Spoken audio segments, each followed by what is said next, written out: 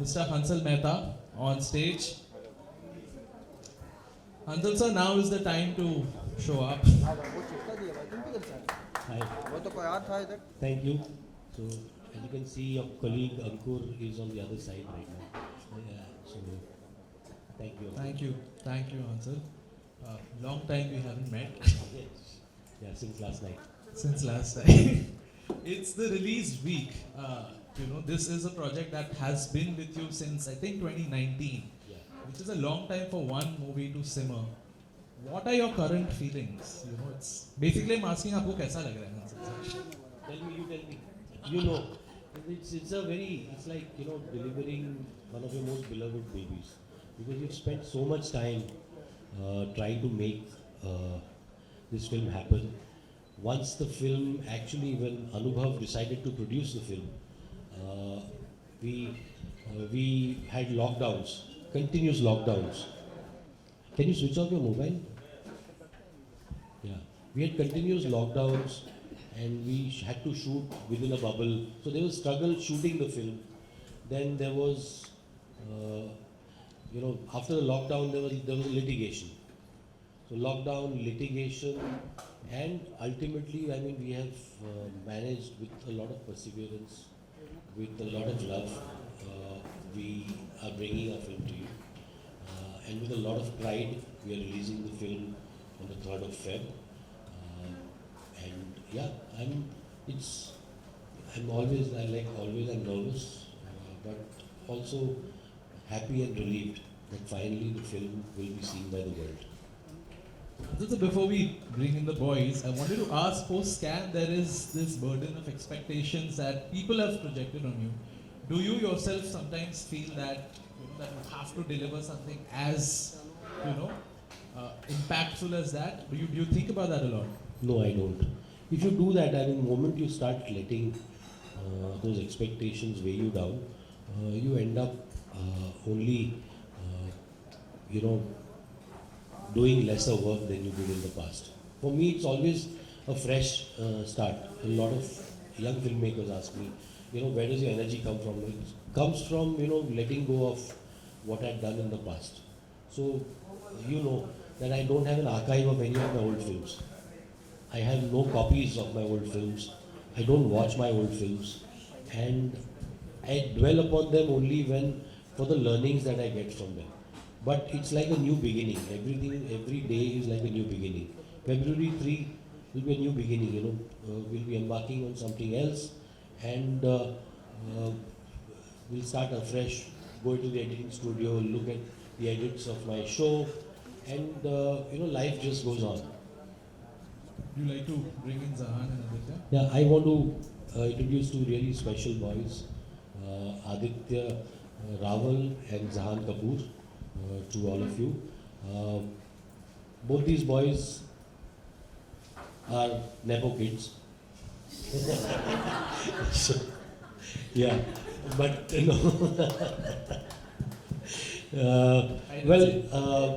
but unfortunately, it's not the kind of launch that a Nepo kid normally gets. So there's a Kapoor boy, Zahan Kapoor, who is being launched as a very unlikely hero. He does not have a heroic entry. He's being launched as a boy who discovers his courage through an ordeal of one night. He's a boy who discovers the strength that is within him, the strength of humanity that he discovers through the process of the film. And what is commendable is that Zahan chose to do this film as his first film. When there are opportunities around you where you can get launched as a conventional hero, and he wanted to make this beginning, wanted to explore his life as an actor, and for that alone he needs to be applauded. It's a choice, it's a tough choice to make, and it's a wonderful choice to make. And I have Aditya Rawal, who you have seen once or twice. I hope you have seen less of him because this film will show you what he's capable of. He's capable of killing people. There's something really terrible lurking in that smiling face. And I've got the worst out of him in this film. So yeah, but I mean, these two boys are talented. They are a generation of actors, who we believe are, this generation. So this film is like an exploration of this generation. And through them, I've explored this generation. You always believe that these young people are on social media all the time. They are distracted. They have an attention deficit. But in them, I discovered a spirit that we often ignore. And that spirit is what they have portrayed through their work in this film. So yeah, I give you Zahan, Kapoor and Aditya Rawal. Round of applause for these two very promising newcomers.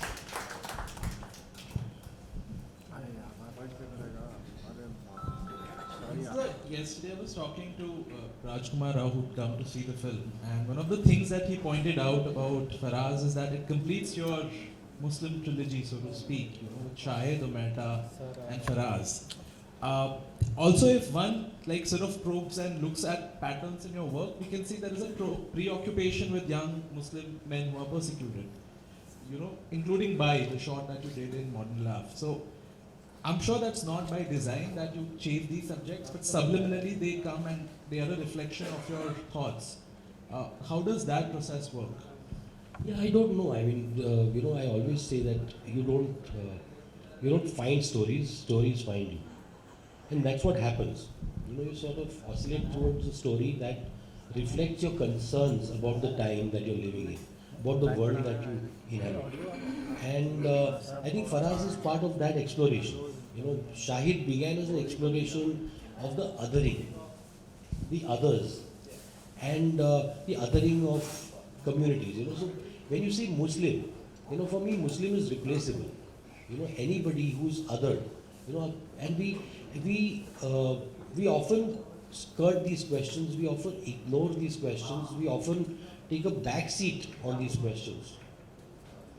We are passive about facing those questions. Can we just have silence there, please? Piche? कौन है पीछे? Please, sorry.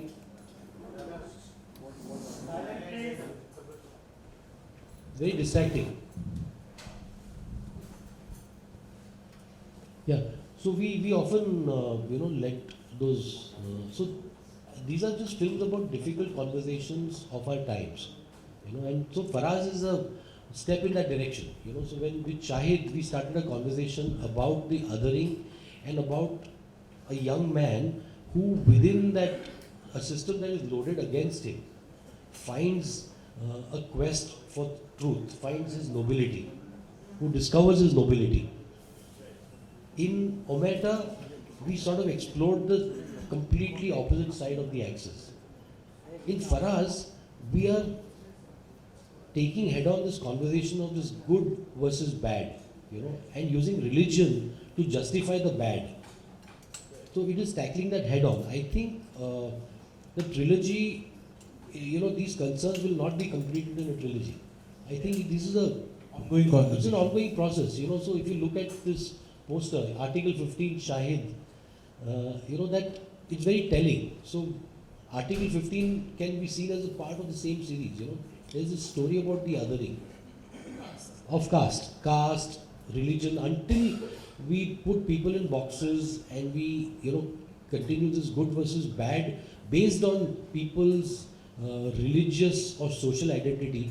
We will continue this kind of, discriminatory and binary debate.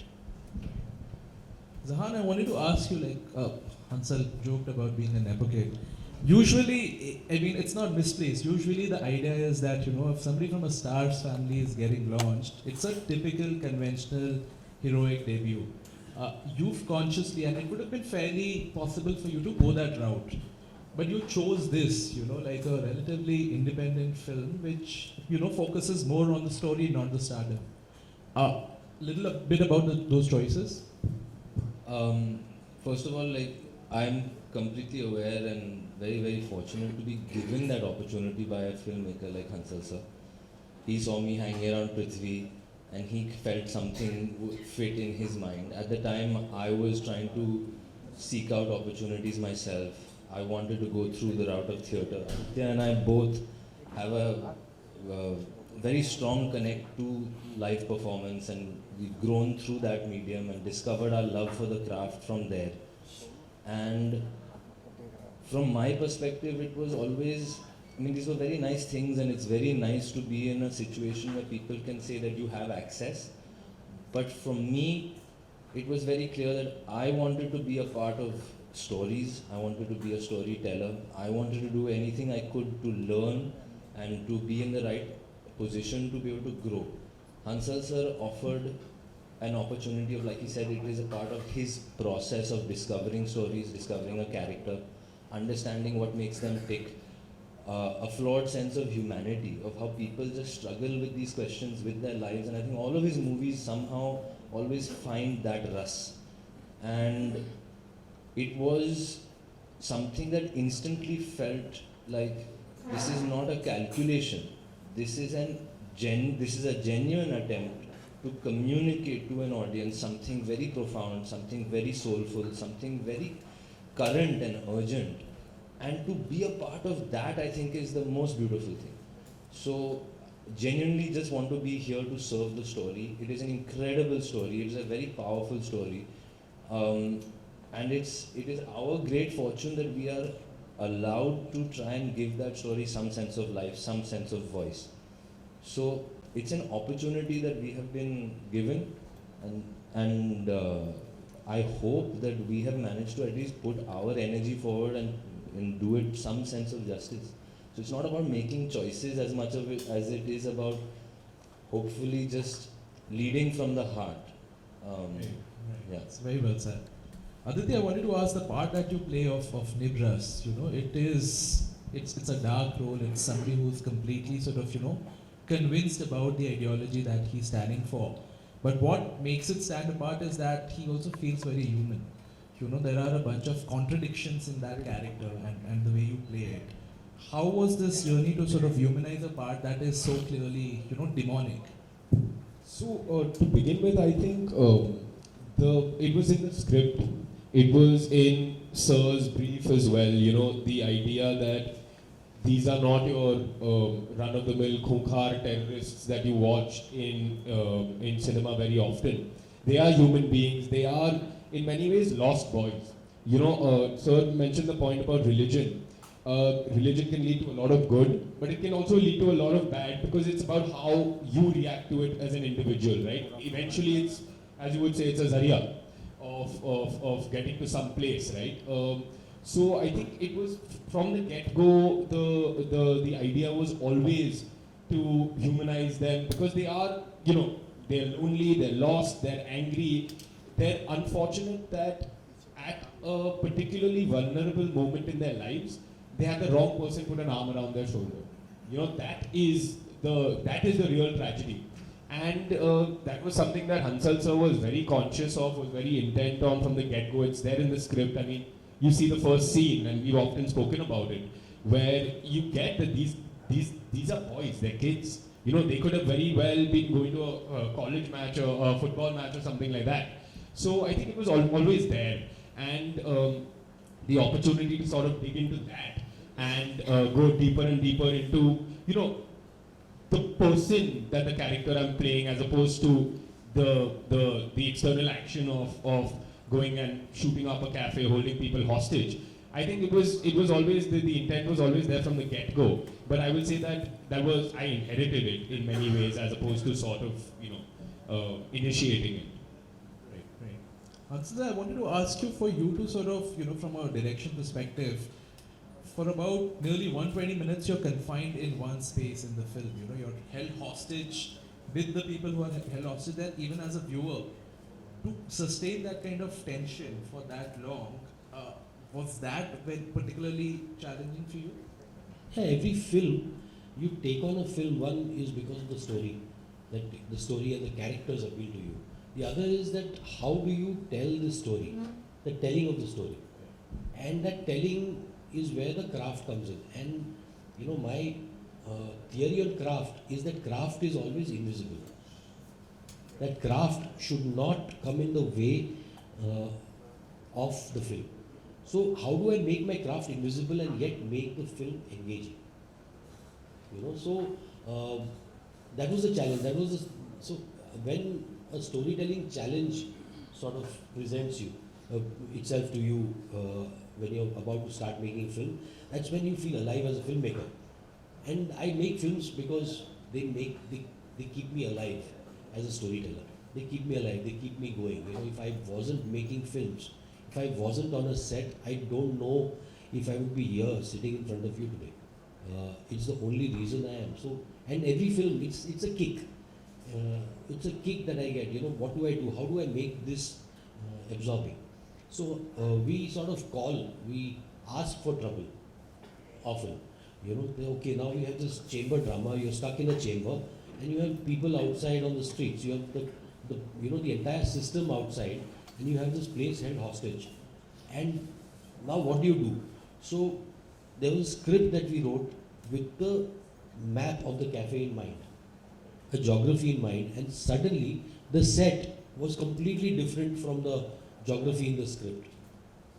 So all the readings we had done, all the workshops we had done, went out of the window. So suddenly you are presented with a challenge when you are there on set, and okay, now what do we do? So that was the fun, because then you are harnessing your instinct. And everybody, all the actors, everybody suddenly is relying on instinct that, okay, what happens after this? What will you do? Will he stand near the window? Will he hide there? Will he ask for help? Will he cry? Will he keep quiet? So everything became a reaction to the moment. Yeah, so it was about, so ultimately, I think it's about being in that moment and responding to that moment. It is not about that calculated performance or that calculated moment. It's there, it's all there in the script. There are lines, there are, sparkling gems in the script. But it is, how you sort of thread them together. You thread them together using instinct. So that the thread that binds those sparkling gems together is instinct. Is, discovering the story yourself.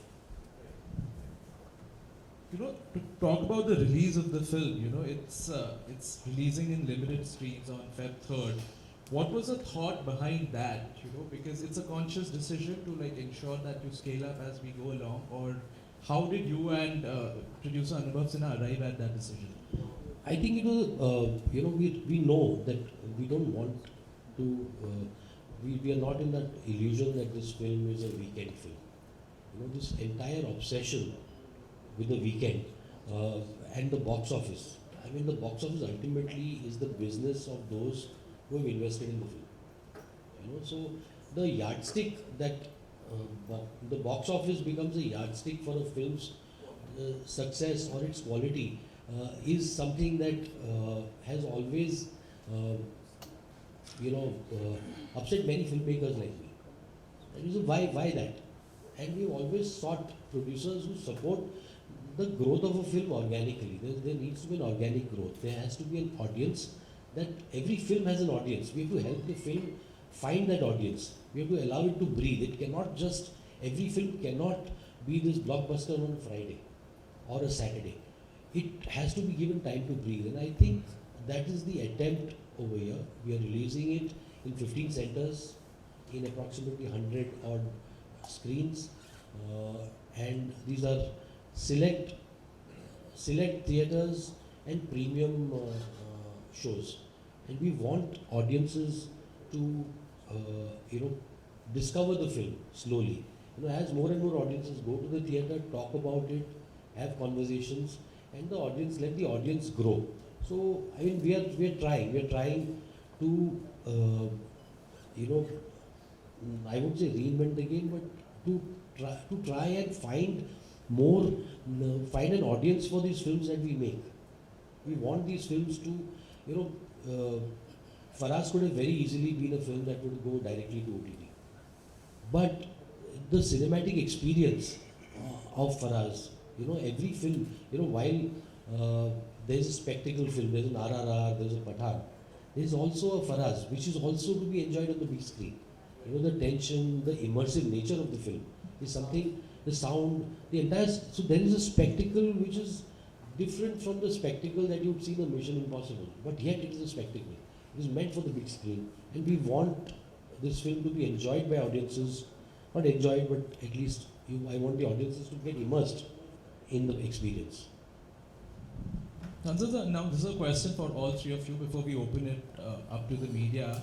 There is a narrative that's also emerged that, why, is an Indian filmmaker making a film about Bangladesh, and the slippery slope there is, are we profiting off the trauma of other people without, are we the right people to tell that story? Now, I personally feel that's not a very smart argument, but how do you react to accusations such as those?